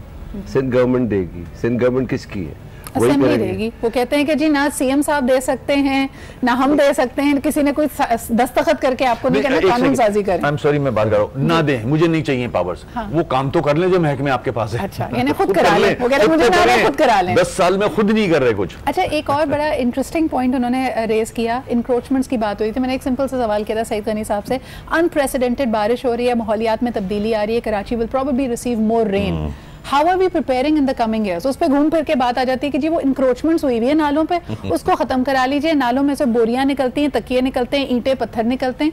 आई मीन, क्या हम बात ही नहीं कर रहे इंफ्रास्ट्रक्चर को अपग्रेड करने की? नहीं कर रहे ना, नहीं कर रहे। देखें, नाला केएमसी का फंक्शन है जी। टोटल छोटे बड़े मिला के 500 नाले हैं कराची में, 38 नाले केएमसी देखता है, बड़े नाले। नालों पे पैसे खर्च करना 3 साल से कह रहा हूं वेस्ट ऑफ मनी है। नाले जब तक क्लियर नहीं होंगे, जब तक आपका गार्बेज का डिस्पोजल बेहतर नहीं होगा, जब तक सीवेज उससे निकाला नहीं जाएगा। पूरा वाटर बोर्ड ने सीवेज नालों में डाल दिया है। नाले अंग्रेज ने बनाए थे, स्ट्रॉन्ग वाटर ड्रेन, बारिश हो तो पानी निकल के समंदर में जाए, उसको हमने गटर बना दिया है। जब तक ये दोनों चीजें सिंध गवर्नमेंट के पास हैं, कचरे का भी और सीवेज का भी, ये उनके पास है। मेरे पास डिस्ट्रिक्ट्स नहीं है, मेरे पास यूसीज नहीं है। मैं मेयर हूं, मेरे फंक्शंस हैं, मगर ये सारी चीजें अलग अलग नहीं ठीक होंगी, एक साथ ठीक होंगी। नाला उस वक्त सही बहेगा जब सीवरेज ठीक होगा और डिस्पोजल ऑफ गार्बेज ठीक होगा। ये हम सबको समझना होगा, ब्लेम से निकल के हमें चीजें ठीक करनी होंगी। अच्छा, वैसे I was a part of a WWF seminar. उन्होंने कहा कि पूरी दुनिया में जो स्टॉर्म वाटर ड्रेन्स होते हैं वो किसी भी डेवलपिंग कंट्री के लिए अलग से सिर्फ उनको फाइनेंस करना, उनको मेंटेन करना मुश्किल होता है, तो इट इज़ अ प्रैक्टिस कि उनको सीवेज में कन्वर्ट कर दिया जाता है। लेकिन कराची के साथ ज्यादती ये है कि तमाम ही स्टॉर्म वाटर ड्रेन्स को आपने सीवेज का पानी दिया, उनको सीवेज में कन्वर्ट नहीं किया जाता, उनके लिए अलग कंड्यूट डाला जाता है। सीवेज को उस जगह से कैरी करते हैं मगर अलग सेपरेटली, उस साफ पानी को गंदा नहीं करता है कोई भी। पूरे यूरोप में देख लें, अब तो रेन वाटर हार्वेस्टिंग की बात हो रही है। ह्यूस्टन में देखें आप, वहाँ छोटे छोटे डैम्स बना रहे हैं, छोटे छोटे कैचमेंट एरियाज बना रहे हैं। हम क्या कर रहे हैं, chief Bahria Town Karachi was able to do it. Exactly, supreme court के जो सीनियर मोस्ट जज हैं उन्होंने सिंध गवर्नमेंट से सवाल किया कि कल के इलेक्ट्रिक अगर चली जाती है कराची से, do you have plan B कि आप कराची को बिजली कैसे सप्लाई करेंगे? जीरो है ही नहीं, कुछ कॉम्पिटेंट लोग ही नहीं रखे हुए भाई। सिर्फ एक कॉम्पिटेंसी है बस, that's all, which is you know, I know. Adnan साहब क्या कहेंगे? It is looking like increasingly a situation जहाँ पे हमारे लिए रहना मुश्किल हो जाएगा। अब वही वाली बात होगी, पहले हम कहते थे कि हमारे यहाँ जो स्टाफ और जो हेल्प आती है दूसरे शहरों से, दे वुड ऑलवेज बिलीव कि वो जो दूसरा शहर है जहाँ से वो आए हैं, जो उनका आबाई शहर है, वही उनका वतन है, यहाँ काम करने के लिए आए, वो सेंस ऑफ ओनरशिप नहीं होती थी। But people like you and I जो पैदा ही यहाँ पे हुए हैं, जो जिंदगी भर यहाँ रहे हैं, हमारी ओनरशिप कहाँ है? यही तो एक अलमिया सबसे बड़ा। मैं पिछले दिनों एक और चैनल पे बैठे हुए यही बात कर रहा था कि जब से मैंने होश संभाला है, मैंने कराची को बद से बदतर होते हुए देखा है। मतलब लोग तरक्की करते हैं, हम उल्टा चल रहे हैं। आप you talking about plan B, plan B कैसे होगा अगर आपके पास कोई भी जॉब डेलीगेटेड नहीं होगी? हमेशा दुनिया में जब भी कोई प्लान बनता है या कोई भी चीज बनती है, उसके ऊपर एक टीम बैठी जाती है और उसकी अकाउंटेबिलिटी होती है, उसके ऊपर जुर्माना लगाया जाता है, उसके ऊपर सख्ती होती है। जब तक आप ये इम्प्लीमेंट नहीं करेंगे, मतलब आप पॉश एरिया की बात कर रही हैं, आई वाज इन, मैं कल जा रहा था और मुझे बड़ी इंपॉर्टेंट मीटिंग पे जा रहा था, तो मैंने एक गाड़ी से लोगों को कचरा फेंकते हुए देखा, और मैं ये अच्छे इलाकों की बात कर रहा हूँ। मैं रुका, मैंने वो कचरा उठाया और मैं भागा उनके पीछे। फिर मैंने सोचा यार ये झगड़ा करेंगे और कुछ नहीं होगा, सही। तो वो उठा के मैंने कहीं उसको, अच्छा एक और चीज बड़ा मसला है इधर, कोई भी डंप करने की कोई जगह ही नहीं है। मेरी और आपकी रिस्पांसिबिलिटी नहीं है। आ जाता है जहां पे आपने फेंका। मैं अपना घर साफ कर सकता हूँ, घर साफ करने के बाद मैं कचरा कहाँ ले जाऊँ? कोई उठाने वाला भी तो हो। अच्छा, मुझे एक चीज़ को यहाँ पे करेक्ट भी करना है। अभी हम ईद कुर्बान से गुजरे तो कई लोगों ने कहा कि जी बड़े लिखे लोग हैं, बड़े घरों में रहते हैं, लेकिन देखें जी आलाइशें उन्होंने सड़कों पे फेंकी हुई हैं। I know of people who were waiting, Wasim साहब, उनके घर पे अगर रखा हुआ था, दे वेटेड कि कोई गाड़ी आए, कोई उठा ले, and then because everything becomes a business, तो हमने देखा कि रेडी पे बच्चे यानी जो स्ट्रीट चिल्ड्रन है वो लेके आने लगे। उन्होंने कहा जी 50 रुपए दे दें, 100 रुपए दे दें, हम इसको ले जाएंगे। आप उनसे पूछें कहाँ ले जाएंगे? गली के कोने पे ले जाके फेंक देंगे। When you resist that, अब जाहिर सी बात है आप घर के बाहर बैठे वो नालायशों को हर वक्त देख तो नहीं रहे, कोई आएगा उसमें चीरा मार देगा, उसके बाद जब उसमें से ताफुन उठेगा, you are left with no option but to use the same means. और फिर उस बच्चे के ऊपर है वो ले जाके उसको पतली गली में फेंक दे, गली के कोने पर डंप कर दे। It is a vicious cycle. It is not that people of Karachi don't want to clean up, हमारे पास वो टूल्स, वो रिसोर्सेज, वो सिस्टम्स ही नहीं है। सिस्टम्स नहीं है, कोई भी ऐसी चीज नहीं है कि जिसकी आप क्रिकेट ग्राउंड से देख लें, आप जाके अगर आप अंदर नाजाबाद में जाते हैं उसके क्या हालात हो गए हैं। कोई सफाई का, मतलब खेलने की जगह पे भी लोग कचरा फेंक रहे हैं। और उन्हीं के लिए, मतलब मुझे याद है अच्छी तरह, मैं गुलबर्ग में मैं क्रिकेट खेलने के लिए जाता हूँ, वो एक पूरा डंप होता था एक एरिया, तो उसको लोगों ने मिलके उसको क्रिकेट ग्राउंड बनाया, फिर वही शुरू हो गया सिलसिला। I want to know about one thing Wasim साहब, ये कोई चाइनीज कंपनी थी या पता नहीं क्या, कोई चाइनीज जिन था जिसने ला के ना कुछ डब्बे ला के रखे थे, और सोचा ये गया था कि कुछ गाड़ियां हैं वो डब्बों से वो कचरा उठाएंगी और वो डब्बे कहीं ले जाकर उसको मैजिकली डिस्पोज ऑफ करेंगे, और वो बेचारे डब्बे भी काफी पाकिस्तानी हो चुके हैं, वो वहीं के वहीं पड़े हैं। ये कौन से डब्बे, ये क्या करे अब इनका? सोचने की बात ये 2014 में ये बोर्ड बनाया, मगर मैं हंसता हूँ कि बड़े लोग बैठे होंगे ना बोर्ड बनाने के लिए, फैसले किए होंगे, उसका 4 साल का जो एलोकेशन है बजट में वो 24 अरब रुपया है। सही। 24 अरब रुपया 4 साल का, ठीक है। ये मैं नहीं कह रहा, सिंध गवर्नमेंट की बजट बुक कह रही है। तो क्या बनाया था इन्होंने, किसको ठेके दिए थे? बोर्ड बना के अजीब हाल किया था कि कुछ ठेके दिए हुए हैं, कुछ ठेके नहीं दिए हुए, कुछ डिस्ट्रिक्ट्स नहीं है इन्वॉल्व, समझ से बाहर अजीब खिचड़ी पकाई थी। बेनिफिशियरी कोई और था, इनको किसी को बेनिफिट पहुंचाना था, खुश करना था। चाइनीज कंपनी वो लेके आया, उससे एग्रीमेंट कर लिए, उसके मजे आ गए, वो बैठा है कहीं, पता नहीं कहीं अंदर है या बाहर है, आई डोंट नो। अच्छा, विद ऑल ड्यू रिस्पेक्ट, एक जो उन्होंने आपसे शिकायत की, उनका कहना है कि सारी शिकायतें सिंध हुकूमत से ही हैं। आपको विफाक के बारे में क्या कहेंगे? क्या वो ड्यू शेयर कराची को दे रहे हैं, या कुछ ऐसे मामला हैं जिस पे विफाकी हुकूमत को खुद नोटिस लेना चाहिए, खुद काम करना चाहिए? ऑन अ सीरियस नोट, मैं अबव ये क्रिटिसिज्म की बात नहीं कर रहा, not for the sake of it. जहां उसकी फॉल्ट आती है हम वहां बात करते हैं। हम इमरान खान साहब के साथ जब मीटिंग में जाते हैं तब भी वही बात करते हैं, मीडिया में भी वही बात करते हैं। जो उनको करना चाहिए वो नहीं कर रहे। अगर 140 अरब रुपए शॉर्टफॉल है एनएफसी का, सिंध गवर्नमेंट देने चाहिए। कराची इस्लामाबाद को चलाता है, इस्लामाबाद का बजट कराची से बनता है, और जो पीएम साहब ने ऐलान किए हैं कराची के लिए ग्रांट्स का, वो फौरन आनी चाहिए ग्रांट्स। क्यों नहीं आ रही, इतनी डिले क्यों हो रहा है? कराची सफर कर रहा है। मगर देखिए एक सेकंड, 18 अमेंडमेंट के बाद सिंध गवर्नमेंट की जिम्मेदारियां हैं, उसको पैसा मिलता है वहां से, एनएफसी से अपना भी जनरेट करती है, वो कहाँ है?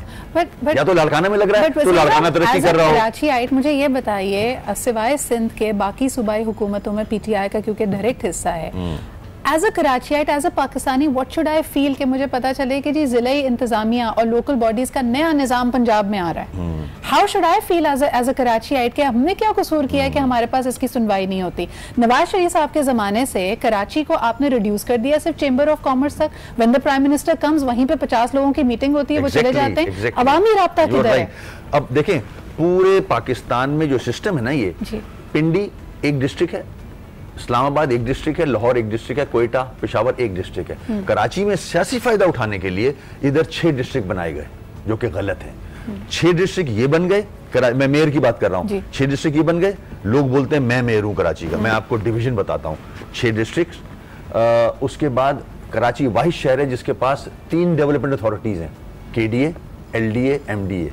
इससे ज्यादा बेवकूफी हो नहीं सकती। फिर 6 कैंटोनमेंट्स हैं यहाँ, फिर एक डीएचए है यहाँ। ये तो मेरे ख्याल में मुस्तफा कमाल साहब कह रहे हैं कि 16 डिफरेंट हेड्स हैं जिनसे आप ज्यादा हैं। तो ये मैं कहाँ गया? मेरे छतरी के नीचे क्या है? मेरी छतरी के नीचे क्या है?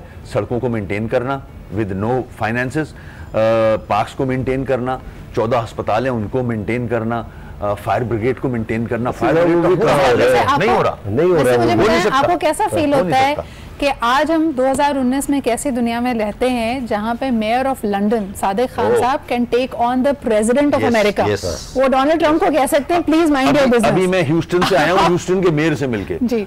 जितने बड़े 5 स्टार होटल्स हैं, एयरपोर्ट्स हैं, जितने कन्वेंशन सेंटर्स हैं, those area comes under mayor.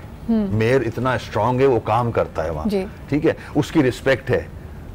मैं जब गया वहाँ और मेरी जॉर्ज डब्ल्यू बुश से भी वहाँ मुलाकात हुई, तो उनको पता चला ये कराची का मेयर है, इतनी बड़ी सिटी है दुनिया की। तो they started taking selfies with me कि यार इतना 30 मिलियन। आपको कैसा लग रहा होगा अंदर का हाल? तो अंदर जूते पड़ रहे हैं, अपने घर में तो गटर का ढक्कन नहीं है। तो ये तो हाल है। कागज ही याद आ रहे हैं जो कहते थे कि बाकी चीजें इंतजाम से करने निकले और गटर का ढक्कन से बना नहीं सकते। Very unfortunate. एक कॉलर हमारे साथ है, उनसे भी बात करते हैं। हेलो जी, अस्सलाम वालेकुम। जी वालेकुम अस्सलाम, राशिद मलिक बोल रहा हूँ। क्या हाल चाल है राशिद साहब? अल्लाह का शुक्र, आप ठीक हैं? अल्हम्दुलिल्लाह बिल्कुल ठीक है। बड़े अच्छे लोग आए हुए, बड़ी अच्छी बात भी हो रही है माशाल्लाह। वसीम साहब आजकल बड़ा हाईलाइट भी कर रहे हैं और बड़ी मेहनत भी कर रहे हैं, अल्लाह करे रंग लाए। बात ये है कि कराची में जो भी चीजें बड़ी बहुतात में है कि माशाल्लाह जहाँ रेवेन्यू भी होता है, बिजनेस भी होता है, तो बड़ा हब है बिजनेस का भी। लेकिन जैसे यानी मच्छर भी इतना होता है कि इसके नाम पे कॉलोनी भी यहाँ बनी हुई कराची। परफ्यूम चौक भी है हमारे पास, ऐसी बात ना करें। चौक भी है। लेकिन मैं ये एक रिक्वेस्ट करूंगा कि जैसे मेयर है ना, लोग उनको अपना समझते हैं। मेयर का दूसरा मतलब है केयर। इतना वो अपनाइयत होती है जैसे ये कर रहे हैं। अभी एक गवर्नमेंट के साथ मिले हैं, सिर्फ एक चीज ये रखें कि जी हमारे मसाइल दूर करें, तब हम आपके साथ हैं। सही। क्योंकि इस दफा अगर ये हाईलाइट हुआ है, और मीडिया से भी दरखास्त है इसे आपसे कि आप हाईलाइट करते रहें, बहुत बहुत शुक्रिया राशिद साहब मौजूद होने का। बल्कि आपकी बात से मेरे जहन में एक सवाल आता है, वसीम साहब, अदनान, आप क्या समझते हैं कि देखिए हमने लोगों को ट्रेन किया, बाकायदा एक ख़ास माइंडसेट के लिए ट्रेन किया है। अभी सईद गनी साहब से बात करें, इख्तियारात का जिक्र आता है, बाकी चीज़ आती है, उन्होंने कहा जी कानून साजी असेंबली करेगी, लेकिन फिर इसी असेंबली में जिनको हम MNAs MPAs के तौर पे भेजते हैं वो एन इलेक्शन से पहले हमारा झटपट से उस वक्त काम करा देते हैं, फलानी सड़क बन जाती है, ये कचरा साफ हो जाता है। तो फिर जो हमारा माइंडसेट है कि भाई इन्होंने कानून बनाना है या सड़क बनानी है, हम किस तरह उस पर क्लैरिटी लेके आए? बहुत अच्छी बात की आपने। This is unfortunate. कानून साजी MNAs MPAs का काम है जी। जो थर्ड टियर ऑफ गवर्नमेंट है पूरी दुनिया में, इधर इनकी मुदाखलत नहीं होनी चाहिए, मगर आज भी है। आज भी इनका फंड्स देखें, जो फंड्स ड्यू शेयर जो KMC का है उसमें से ऑक्ट्रॉय के हेड पे जो टैक्स मिलना चाहिए KMC को वो पूरा नहीं मिलता। 1 अरब रुपया महीने का मिलना चाहिए, 50 करोड़ मिलता है। 50 करोड़ सिंध गवर्नमेंट अपने पास रखती है। और ये मेगा प्रोजेक्ट्स जो कि मेरा फंक्शन है, जो मुझसे ले लिया गया है, ये मेगा प्रोजेक्ट्स में बड़ी बड़ी सड़कें बनवाते हैं इस पैसे से ये, और अपने पॉलिटिकल गेन्स के लिए कि हमने ये बनाया, तारिक रोड बना दिया, यूनिवर्सिटी रोड बना दिया। तनकीद भी करेंगे, हो सकता है मेरा एक थोड़ा सा पॉलिटिकली इनकरेक्ट स्टेटमेंट भी हो, लेकिन Karachiites like Adnan and myself, हम तो दुआ करते हैं जी हमारा घर किसी MPA के साथ हो, हमारी गली में रहता हो, ना बिजली जाएगी, सड़क भी बन जाएगी, साफ सुथरी भी होगी। So this is unfortunately the ground reality. लेकिन जाते जाते एक और फिगर मैं आपके साथ शेयर करना चाहूंगी before I head for the break, और ये मैं बार बार कहती हूँ just to make you understand how big the problem is. 2/3 of Karachi population, यानी 2/3 कराची की जो आबादी है वो कराची के 8% लैंड पे रहती है, यानी जो रकबे के हिसाब से जो हमारा एरिया है उसका सिर्फ 8% 2/3 कराची की पॉपुलेशन के बाद है। तो आप जरा इसका दूसरी तरफ देखें कि जो 8% एलीट समझे जाते हैं, एलीट समझें, उसको कंटोनमेंट समझें, जो भी आप उसको कहना चाहें, they are taking over 92% of Karachi's land. तो ना पब्लिक स्पेसेस हैं ना ओपन स्पेसेस हैं। फिर ये जो कचरा घूम घूम के आपके पास आता है, इसकी भी एक बड़ी वजह बनती है। We need a complete overhaul. इस पे बात करेंगे एक छोटे से ब्रेक के बाद।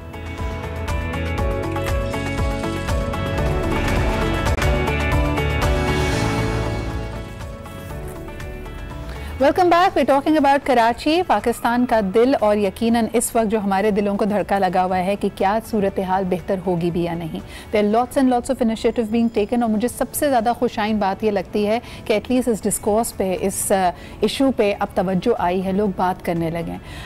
एक सवाल आपसे करना चाहूँगी वसीम साहब, थोड़ा सा वफाकी हुकूमत का, जैसे आपने भी जिक्र किया, PTI की हुकूमत को 1 साल कंप्लीट होता है, और एक बहुत बड़ा उनकी कैंपेन कॉल थी कि इस बार वज़ीर आज़म पाकिस्तान कराची से, and that's why Imran Khan साहब ने यहाँ से कंटेस्ट भी किया, जीते भी थे वो। क्या समझते हैं कि ये जो नारा था सिर्फ नारा है या इसका कोई फ़ायदा कराची को हुआ है?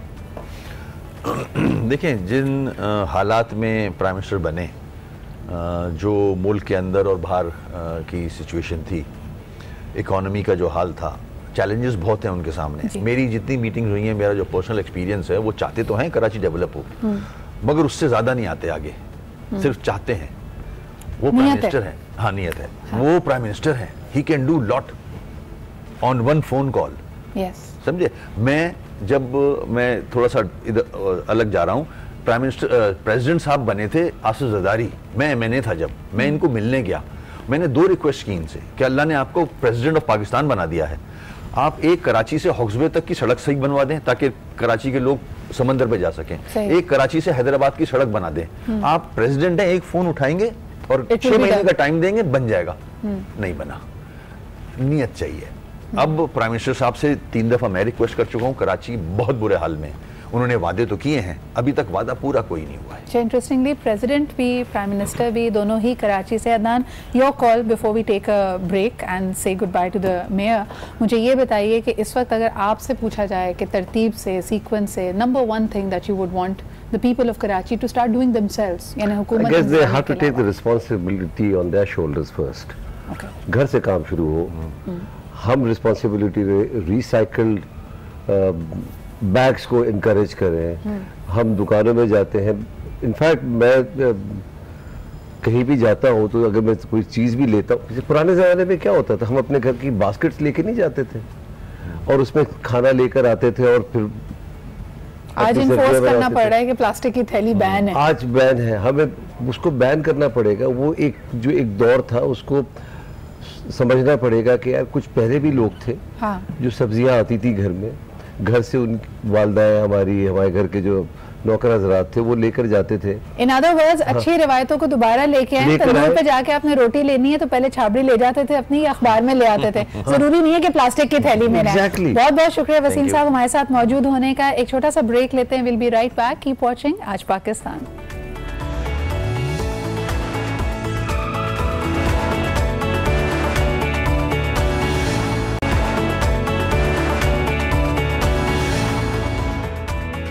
And welcome back. आप देख रहे हैं आज पाकिस्तान। बात कर रहे हैं कराची की। थोड़ी देर पहले हमारे साथ मेयर मौजूद थे और अब लेट्स क्लीन कराची, ये हैशटैग आपने ट्विटर पे भी देखा होगा। इसके तहत बहुत ज़्यादा काम भी हो रहा है और यकीनन लोगों ने इस कैंपेन को, इस इनिशिएटिव को बहुत सराहा है। इसको चैम्पियन कर रहे हैं, इसको लीड कर रहे हैं अली जैदी। आज हमारे साथ मौजूद हैं, PTI को रिप्रेजेंट करते हैं। बहुत ज़्यादा हम अभी बात कर रहे थे थोड़ी ऑफलाइन पोलिटिकल इशूज़ के बारे में, बहुत ज़्यादा, एक सिर्फ कराची का नहीं, बहुत और दूसरे मसले भी उन्होंने उठाए हुए हैं। अस्सलाम वालेकुम, क्या हाल चाल है आपके? अब मैं फेडरल गवर्नमेंट को रिप्रेजेंट कर रहा हूं। जी, फेडरल गवर्नमेंट के साथ साथ आप पीटीआई से इलेक्ट हो गए, तो once you get elected then you minister, तो ऑफ कोर्स पीटीआई गवर्नमेंट का बट फेडरल गवर्नमेंट का मिनिस्टर। अच्छा, अभी ये बताएं जो आपने लेटेस्ट अभी हम देख रहे थे, इंडिया के मीडिया में काफी तहलका मचाया हुआ है आपने, ये आपका पर्सनल स्टांस है, ये हुकूमती स्टांस है, किस तरह देखते हैं? तो वो Hitler is rising from the east, वो तो सब कह रहे हैं, वो तो प्राइम मिनिस्टर ने ट्वीट किया, वो दुनिया में चल रहा है। वो जो कर रहा है कश्मीर में, जो बेगुनाह लोगों के साथ जुल्म हो रहा है, तो वो देखें ये कोई पॉलिटिकल गेम है ही नहीं जी। इसमें तो मोदी का जो माइंडसेट है वो आरएसएस से निकला हुआ है। अब आरएसएस की अगर आप हिस्ट्री पढ़ लें तो वो एग्जैक्टली वही है जो नाजी की थी। वो तो उनका तो हिंदू सुप्रीमेसी पे जो वो थे, हिंदू सुप्रीमेसी पे, और उनका जो उनका पूरा नैरेटिव है वो एग्जैक्टली वही है जो जर्मन नाजीज का था। So that is what is happening now. The world needs to wake up. Absolutely. जो collision हम देखते हैं वहाँ पे है कि by force आप लोगों के इख्तियारात को, civil liberties को सल्ब करें, and that is what Pakistan has been saying. आज की भी हमारी latest खबर यही है कि Pakistan now intends to go in the International Court of Justice for it. But coming back to the Karachi issue, let's clean Karachi. Your brainchild. How did it come through? It's not a brainchild or a brainwave. It was just ये ऐसे था कि क्योंकि मैं maritime का minister हूँ और मुझे तस्वीरें भेज रहे थे हमारे पोर्ट्स के ऊपर जो गंद बारिश के बाद, पहली वाली बारिश के बाद आया था। 13-14 हज़ार टन आप गार्बेज रोज जनरेट करता है ये शहर। 4-5 हज़ार टन आप उठा लेते हैं, बाकी नालों में और रोडों में फेंक देते हैं, और वो सारा का सारा नालों वाला है। जब वो पानी थोड़ा भी चलता है तो सारा समंदर में आगे गिरता है। और जब बारिश हुई है और नाले सारे 20-20 साल से जैम थे, तो वो समंदर मेरा वो पानी नजर ही नहीं आ रहा था, वो ऑल ट्रैश, वो सारा पता नहीं कितने हजारों टन, लाखों टन आ गया। तो हमें तो प्रॉब्लम हो जाएगा, हमारे पास शिप्स नहीं आएंगे, तो आपकी ट्रेड ही बंद हो जाएगी। 50% of your trade is port cast. Marine life and everything, marine life is finished. Sidra, forget marine life now. Marine life you don't get to 8-9 nautical miles, 10 nautical miles. Therefore इसी की वजह से ये 8-10 ये जो आपके सिंध के हमारे फिशरमैन है और बलूचिस्तान के फिशरमैन है, इनके अंदर कोलूजन और प्रॉब्लम बनी हुई है। उसकी वजह ये है कि सिंध का मछेरा उसको मिलता ही नहीं कोई समंदर में। अब वो आगे जाता है, जो टेरिटोरियल वाटर्स हैं पाकिस्तान के वो तो बहुत हैं, लेकिन जो फिश हार्वेस्टिंग वाला जो एक पूरा जो 12 नॉटिकल माइल तक प्रोविंशियल टेरिटरी होती है। आफ्टर द 18th अमेंडमेंट उन्होंने कहा कि जी 12 नॉटिकल माइल तक प्रोविंशियल है। 12 नॉटिकल माइल के बाद 8 नॉटिकल माइल का बफर होता है जो कि फेडरल अलाउ करती है कि आप यहाँ कर लें। लेकिन जब क्योंकि सिंध के मछेरे को बेचारे को नहीं मिलती यहाँ पे मछली, तबाह हो चुकी है, उसकी एक रीजन ये पोल्यूशन और गंदा पानी है, क्योंकि आप 550 मिलियन गैलन्स हर रोज पानी समंदर में फेंक रहे हो। 5 करोड़ गैलन हम अभी ये बात तो वो अलग है। तो उसके अलावा जब और भी कोई बहुत सारे इश्यूज हैं वो फिशरीज के अलग हैं। तो वो जब चला जाता है बलूचिस्तान की तरफ, तो बलूचिस्तान वाले कहते हैं हमारे पास आ गए, वो आपस में लड़ पड़ते हैं।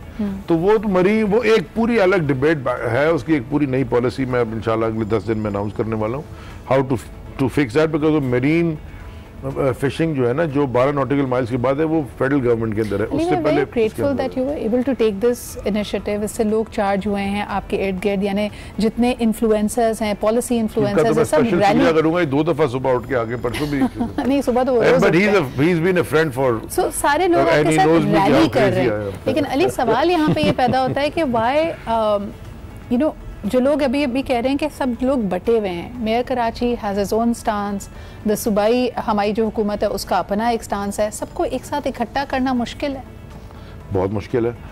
मैंने एक्चुअली तो मैंने ये शुरू ही किया था क्योंकि मेयर साहब को मैंने कहा ये क्या हो रहा है, उन्होंने कहा मेरे पास रिसोर्सेज नहीं है, मैंने कहा आप लिख के दें, उन्होंने मुझे लेटर लिख दिया, उन्होंने इमरजेंसी के ऊपर डिक्लेयर कर दी कि कराची में तो हालात ही हैं, और हमें पता था, और शहरी का बादशाह तो मेयर होता है ना, मतलब कंट्रोल, लेकिन आफ्टर ये जो उन्होंने लोकल बॉडीज लॉ इनका है उसमें उन्होंने DMCs बना दिए, डिस्ट्रिक्ट म्यूनसिपल कॉर्पोरेशन, वो 6 DMCs हैं, वो DMC का जो जैसे जो 6 डिस्ट्रिक्ट है ना, central, east, south, Malir, Korangi और वेस्ट, ये 6 डिस्ट्रिक्ट्स हैं कराची के, हर एक का अपना एक समझे एक इंडिपेंडेंट मेयर, उसको चेयरमैन है समझे, उधर का मेयर है, प्लस फिर आपकी कंटोनमेंट्स हैं, Faisal cantonment, Clifton cantonment, defence canton, ये सारे कंटोनमेंट के इलाके हैं, मलीर कंटोनमेंट वो अलग हैं, फिर आपकी सोसाइटीज़ हैं जो इंडिपेंडेंट रजिस्टर्ड सोसाइटीज़ हैं।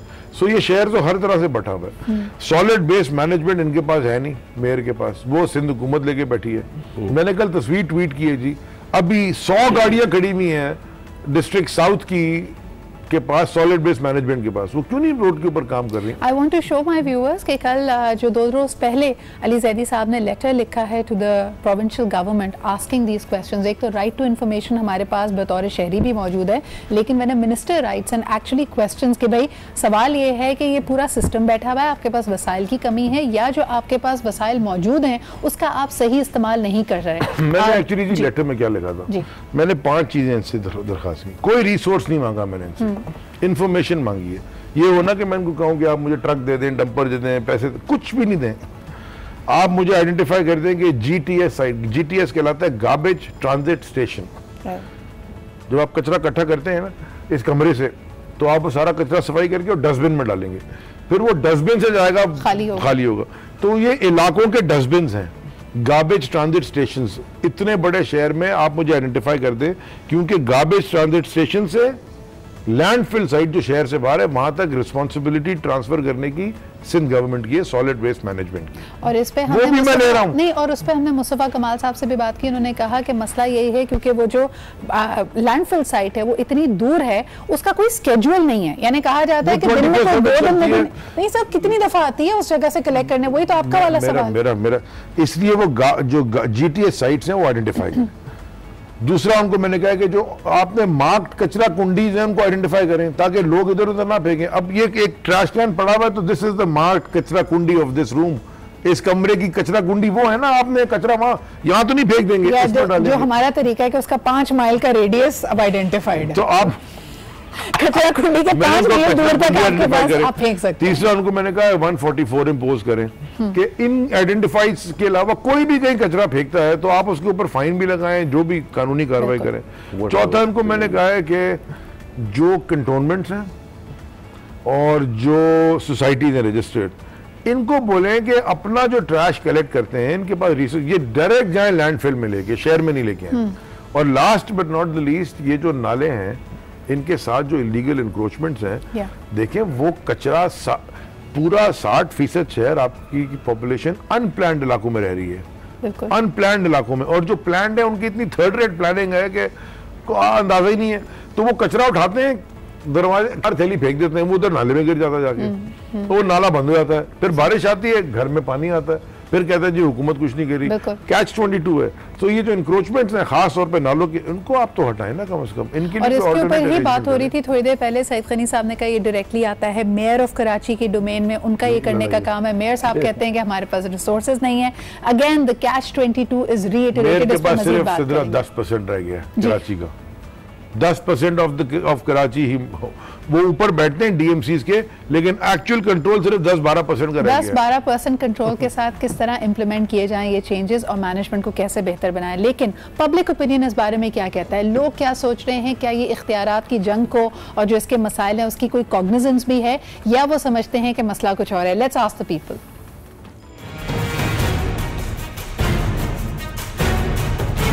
शेरशाह से आया हूँ, इतना बुरा हाल वहाँ पर हो रहा है, ऐसा कोई हिसाब नहीं है, पहले से ज़्यादा गंद हो गया। सर अगर आपने इस तरह से सफाई करनी फिर उसको नहीं कीजिए। कोई सफाई सुथराई नाम की चीज़ नज़र ही नहीं आई है, 1% भी कराची साफ नहीं हुआ है। लाशें पड़ी हुई हैं, बकरे की खाल है, वो सब पिछला सब पड़ा वैसे पड़ा हुआ, बदबू इतनी कि आदमी निकल नहीं सकता। किसी जगह पे चले जाओ, नाजाबाद चले जाओ, लियाली चले जाओ, गुरसों चले जाओ, कहीं भी चले जाओ, गलियां कूचे ऐसे ही हैं, बाहर रोड थोड़ी सफाई है, जगह जगह अभी भी गंदगी वैसे ही है जैसे पहले थी। रोडों के ऊपर ऐसे ही गार्बेज पड़ा हुआ है, अभी कुछ खास नजर नहीं आ रहा कुछ भी।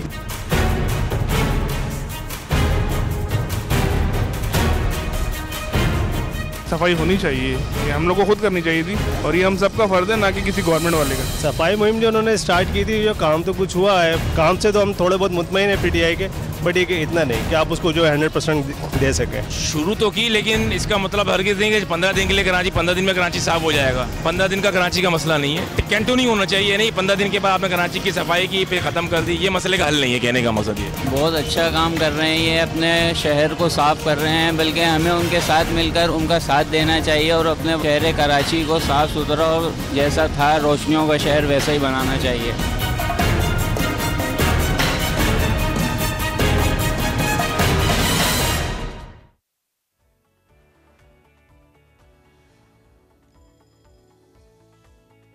चैलेंज करता हूं कि अभी आपके पास टाइम है ना, शो के बाद पकड़े कैमरा, अदनान को भी डालते हैं और मैं आपको लेके जाता हूं।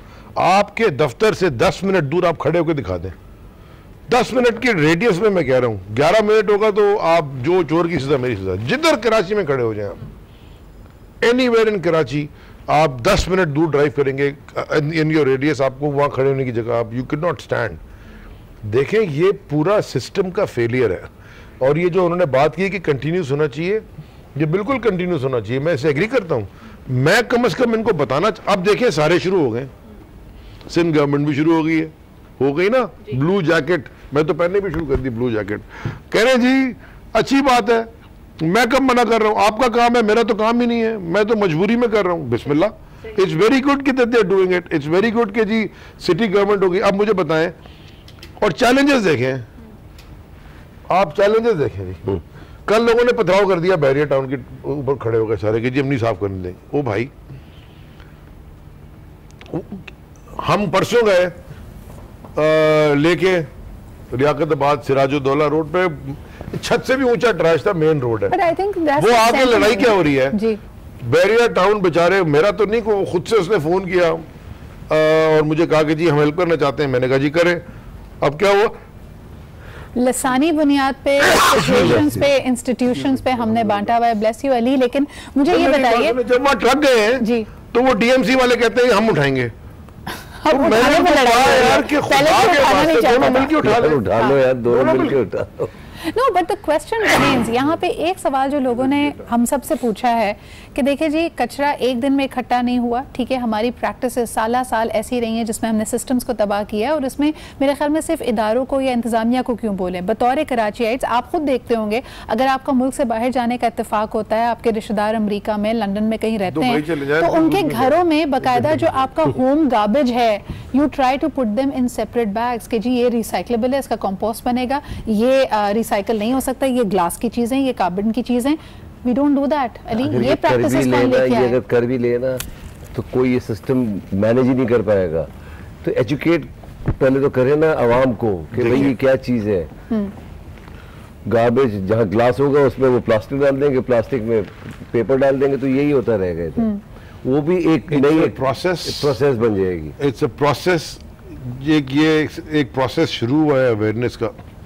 और जो मैंने कहा ना कि मैं कहते आया हूँ, अब ये टाइम बाउंड नहीं होनी चाहिए, ये टारगेट बाउंड होनी चाहिए। We were in school when I remember our present day Prime Minister started his campaign for Shaukat Khanum Hospital, and we all wanted to become tigers of Imran Khan. We wanted to wear the badge और हम पैसे collect करते थे और हमें एक cognizance दी थी कि how to give back to community. Why can't school children be engaged right now and told कि अपने घर में बेटा सफाई कर लो और अपनी घर की चीज़ों को ही एटलीस्ट पूछना शुरू करो कि कचरा जो हमारे घर में कहाँ जाता है, किधर फेंका जाता है। ये पूरी मैं कमेटी बना रहा हूँ इसी काम के लिए कि awareness committee from the students all levels of, मतलब मैं सैटरडे को मैं एसएमसी भी जा रहा हूँ, उन्होंने भी कल वाइस चांसलर साहब आए थे, परसों उन्होंने दावत दी है। चले वो तो बड़े स्टूडेंट्स हैं, लेकिन छोटे स्टूडेंट्स में तो आप उस कमेटी का हिस्सा क्यों नहीं बनती? एब्सोल्युटली, लेकिन मैं तो इनवाइट कर रहा हूं, मतलब you know you are known face, अच्छा होगा हमारे लिए, आसान होगा। इसके पास तो चॉइस नहीं है ना, he will have to be part of the committee.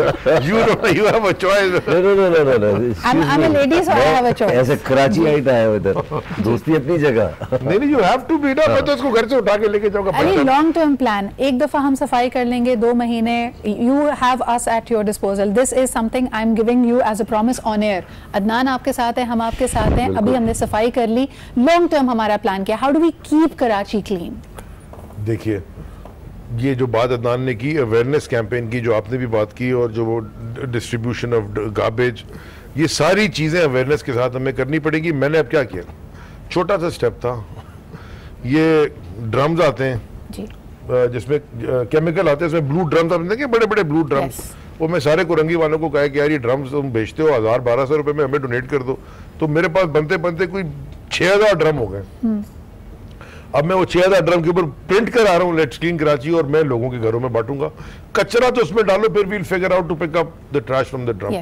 अब ये हुकूमत का काम है, प्रोविंशियल गवर्नमेंट और लोकल गवर्नमेंट ये मिलके कर सकते हैं काम। अगर ये जंग में पड़े रहेंगे ना इस तरह की टग ऑफ वॉर में, तो इससे होने कुछ नहीं लगा। दूसरा गार्बेज जो प्राइमरी है ना ऑब्जेक्टिव, वो शहर की एनवायरनमेंट को साफ करना है। लेकिन अब वो एनवायरनमेंट साफ करके जो आपने सारा कचरा इकट्ठा किया है, वो एक्चुअली दुनिया भर में तो अब ये बहुत एडवांस हो गया है, वो फ्यूल की तरह इस्तेमाल होता है टू प्रोड्यूस एनर्जी। जो उसका मैं अच्छा ये भी मैं क्लियर कर दूं, सारी दुनिया लगी थी आप गार्बेज से एनर्जी बनाते हैं, किसी ने कोई स्टडी की है, 50 टन पे 1 मेगावाट बनता है। मतलब आपके घर में जो 2-3 एसी वाला जनरेटर होता है ना, वो 8-10 केवीए का, 12 केवीए, 15 केवीए का होता है। पता नहीं अदनान के, क्योंकि अमीर आदमी इसके घर में कोई 30-40 का लगा होगा। अच्छा, तो मेरे घर में तो वो 12-15 केवीए का वो पुराना जनरेटर डीजल ठीक करा के चला। हमें क्या पता, हम तो यूपीएस वाले हैं। हाँ तो यूपीएस नहीं, मैंने अब क्या किया है, मैंने सोलर कर दिया। हम तो कंप्लेन वाले हैं भाई। मैंने सोलर कर दिया। नाउ मेरे घर में अब सोलर एनर्जी है जी। अभी 1-2 महीने पहले टॉकिंग अबाउट सोलर एनर्जी, मैं बताता हूँ, मेरे घर में सोलर है। हाँ। मेरी बैटरी वो ट्रक वाली नहीं है, मैंने लिथियम लगा दी है, अल्लाह करके वो अब मेरा 4 एसी चलते हैं सोलर पे, सारे घर की एलईडी लाइट्स हैं, सारे घर के सब कुछ इलेक्ट्रिसिटी चलती है ऑन सोलर। जो ये वेस्ट टू डंप है, sorry I am taking too much of your time, लेकिन लोगों को पता होना चाहिए, इट टेक्स 50 टन गार्बेज से, और ड्राई गार्बेज जो कि कराची में है क्योंकि बारिश कम होती है, 1 मेगावाट बिजली बनती है। सही। ये इकोनॉमी ऑफ स्केल पे चलती है ये चीज ना। तो अगर आपको 50 मेगावाट बिजली बनानी है, तो आप 50 मल्टीप्लाई बाय 50 कर लें, ठीक है, 50 टन पे 1 मेगावाट। और जो कॉस्ट है सस्ते से सस्ते में भी वो $3.5 मिलियन पर मेगावाट। तो अगर 50 मेगावाट का प्लांट लगाना है तो $175 मिलियन चाहिए। मेरे पास इस वक्त लोग हैं इस मूवमेंट के बाद जो बाहर से भी हैं, जो कि 200, 300, 400 मेगावाट प्लांट लगाने को तैयार है, बिकॉज आपकी जो 2 लैंडफिल साइट्स हैं, आप 600-700 मेगावाट प्रोड्यूस कर सकते हो इस कचरे से। 2.5 करोड़ टन पड़ा हुआ है और रोज 13-14 हजार टन आ रहा है। सही। बट अब ये फेडरल गवर्नमेंट के साथ बैठेंगे, बात करेंगे कि भाई नेपरा और बाएगा कौन करेगा, और सिंध गवर्नमेंट कहती कचरा खरीदो हमसे। अब मैं इसका क्या कर सकता हूं? ये एक बहुत बड़ा सवाल है। कचरा भी बिकता है, जिसको हम कहते हैं ना कि हर चमकती हुई चीज सोना नहीं होती, लेकिन कचरे की भी कीमत है जी। Garbage in, garbage out. बहुत बहुत शुक्रिया Ali and Adnan for being here with us.